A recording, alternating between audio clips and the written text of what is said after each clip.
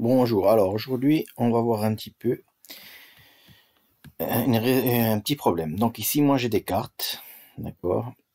Si je les compte, eh bien j'en ai 8, 5 et 3 qui font 8 et chaque carte vaut 5 points.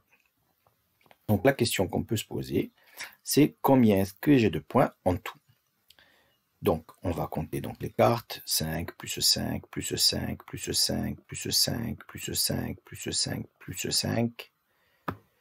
Eh bien tout ça, cette addition, elle est égale à 40. D'accord? Donc, il y avait 8 fois 5 qui est égal à 40. Donc, 8 fois 5 égale 40, ou 5 fois 8 égale 40.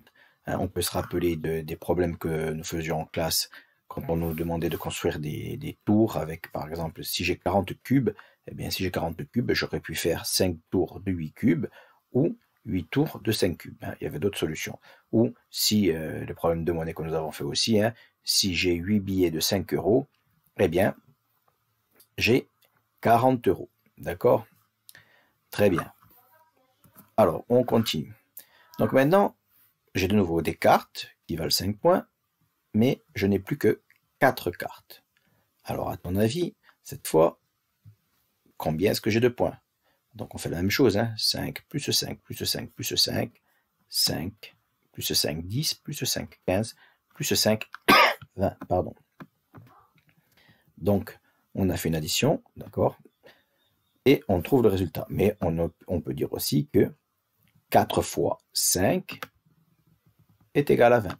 Et comme nous le savons, la multiplication est commutative, c'est-à-dire qu'on peut commuter, on peut changer les termes de place. Eh bien, 5 fois 4 égale 20. Alors, maintenant, un autre petit problème.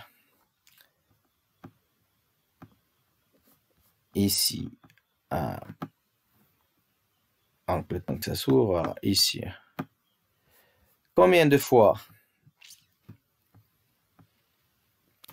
5 dans 20? Eh bien, donc, on a essayé ce qu'on a essayé de faire. Cette fois, on ne sait pas. Cette fois, on ne nous donne pas de carte. On nous demande combien de fois 5 dans 20. Bon, on essaie. 5 plus 5, ça fait 10. C'est pas assez.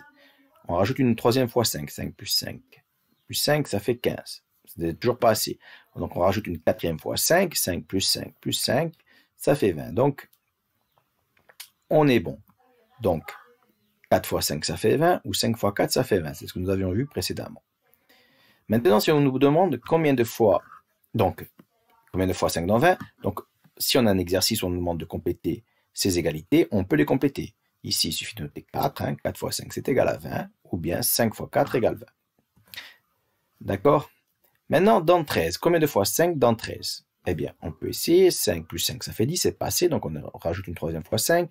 5 plus 5 plus 5 égale 15. Donc, c'est trop. Donc, on peut dire que 13, c'est 2 fois 5, et il reste 3. Mais, cette fois, on ne peut pas compléter ces égalités, parce que on ne peut pas multiplier 5 par quelque chose pour donner 13, d'accord? Donc, quelque chose fois 5 égale 13, ce n'est pas possible, ou 5 fois quelque chose égale 13, ce n'est pas possible. Enfin, en tous les cas, en CE1. Donc, voilà. Donc, tu vas devoir faire des exercices sur la table de 5 en t'aidant des résultats que nous venons de voir.